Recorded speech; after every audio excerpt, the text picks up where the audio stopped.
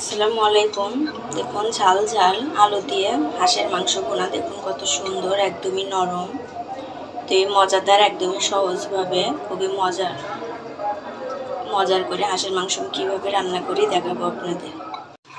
তো আমি আজকে হাঁসের মাংস রান্না করব। দেখুন আমি এখানে হাঁসের মাংস 3 পোয়ার মতো হাঁসের মাংস রেখেছি, ধুয়ে পরিষ্কার করে ভালোভাবে পরিষ্কার করে রেখেছি। আমি এখন রান্না শুরু করে দেব।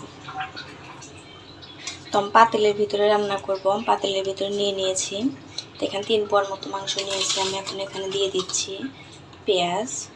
আমি 3টা পেঁয়াজ কেটে নিয়েছি, আমি 3টা পেঁয়াজ দিয়ে দিচ্ছি।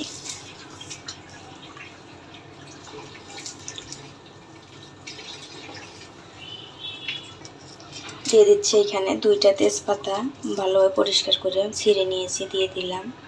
এখানে আমি ছোট ছোট 3-4টা দারচিনি নিয়েছি, 4টা লবঙ্গ, 4টা গোলমরিচ আর 4টা এলাচ আমি এরকম একটু ভেঙে নিয়েছি।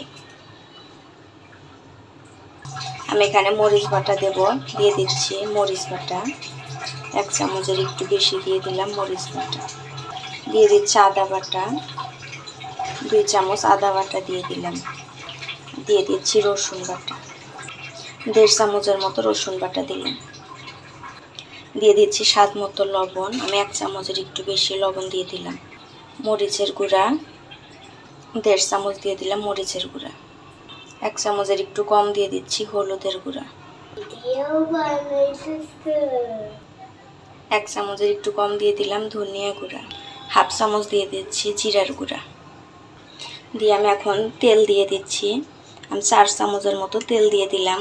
আমার এই মাংসের ভিতরে তেল আছে, বেশি তেল লাগবে না। তো আমি এখন মাখিয়ে নিচ্ছি। দেখুন এর নিচে অনেক তেল, দেখুন।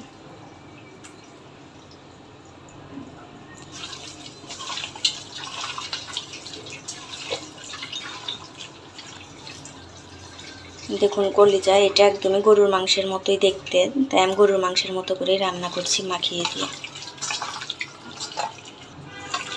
তোমার ভালোভাবে মাখানো হয়ে গেছে। আমি এখানে সামান্য একটু পানি দিয়ে দিচ্ছি কষিয়ে নেওয়ার জন্য।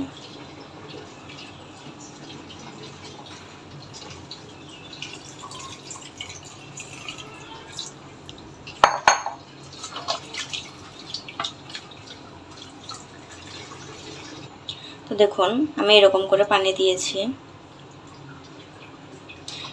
1 কাপের একটু কম পানি দিয়েছি। আমি এই পানিতেই কষিয়ে নেব। তো আমি চুলা অন করে দিয়েছি, দিয়ে আমি একটা ঢাকনা দিয়ে ঢেকে আমি ভালোভাবে কষিয়ে নিচ্ছি। তো এই পাশে মাংসটা কষানো হতে হতে আমি অন্য পাশে একটা মশলা রেডি করে নিচ্ছি। এখানে একটা কড়াই দিয়ে দিয়েছি, আমি চুলা অন করে দিয়েছি। আমি এখানে দিয়ে দিচ্ছি সামান্য একটু তেল, অল্প তেল দিয়ে দিচ্ছি। দিয়ে দেব পেঁয়াজ,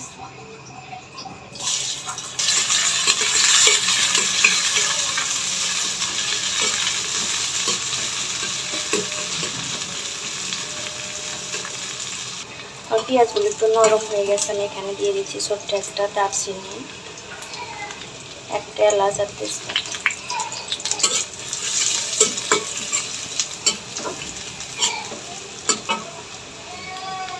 দিয়ে দেবো 1টা লবঙ্গ আর 1টা গোলমরিচ, আর দিয়ে দেবো কিছু আস্ত জিরা। দিয়ে আমি এখন চুল অফ করে দিচ্ছি।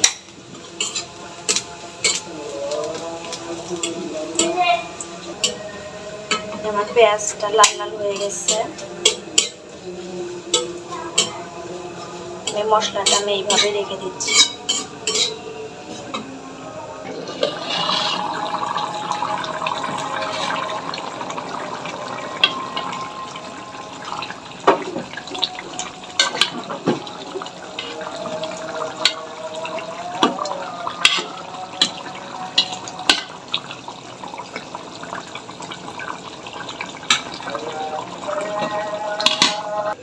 আমি সে ভেজে রাখা মশলাটা আমি এখন শিলপাটায় বেটে নিচ্ছি। দেখুন কত তেল উঠে গেছে।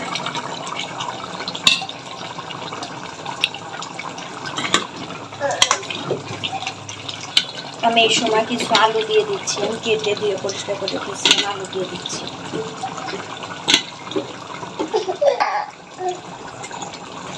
ঢেকে রেখে ভালোভাবে কষিয়ে নেব। আমি এই সময় লবণটা চেখে নিয়েছি, নিয়ে আমার অল্প একটু লবণ লাগতো, আমি অল্প একটু লবণ দিয়ে দিয়েছি। আপনারা চেখে যেরকম লবণ লাগে আপনারা দিয়ে দেবেন। আবারও ঢেকে রেখে আর একটু ভালোভাবে কষিয়ে নিচ্ছি। আমি ভালোভাবে কষিয়ে নিয়েছি। আমার কষিয়ে নেওয়া হয়ে গেছে। আমি এখানে গরম পানি দিয়ে দিচ্ছি।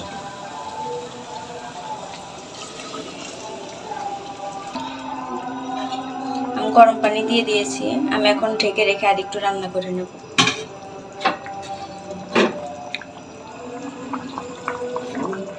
এই পাশে আমার ঝোলটা কমে এসেছে। আমি এখন এর ভিতরে সম্বার দিয়ে দিচ্ছি। এই পাশে অল্প একটু তেল দিয়েছি। আমি দিয়ে দিচ্ছি একটা পেঁয়াজ।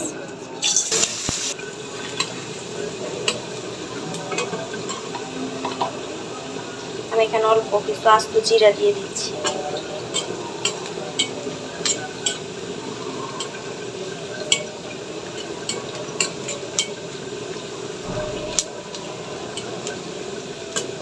চুল অফ করে দিচ্ছি।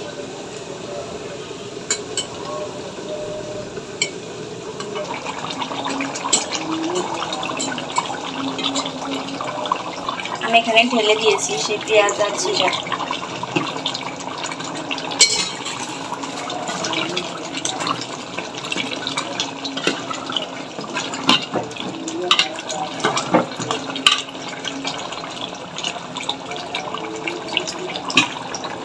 ঢেলে আমি এখন দিয়ে দেবো আমাদের সেই মশলাটা শিলপাটে বেটে নিয়েছিলাম, সেটা দিয়ে দিচ্ছি।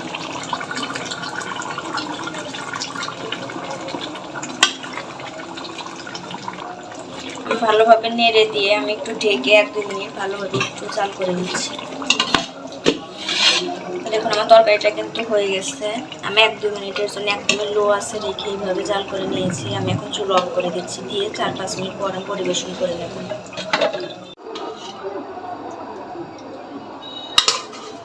দেখুন রেডি হয়ে গেছে আমার মজাদার হাঁসের মাংস ভুনা আলু দিয়ে। দেখুন কত সুন্দর হয়েছে। তো আমি এখন একটা বাটিতে পরিবেশন করে নিয়ে দেখাচ্ছি। দেখুন পরিবেশন করে নিয়েছি হাঁসের মাংস, ঝাল ঝাল ভুনা হাঁসের মাংস। দেখুন কত সুন্দর হয়েছে।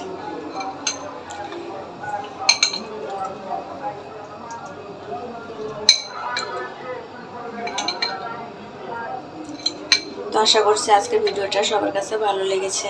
আজকের ভিডিওটা আমি এখানেই শেষ করছি। আল্লাহ হাফেজ। দেখুন মাংসগুলো কত সুন্দর নরম হয়েছে।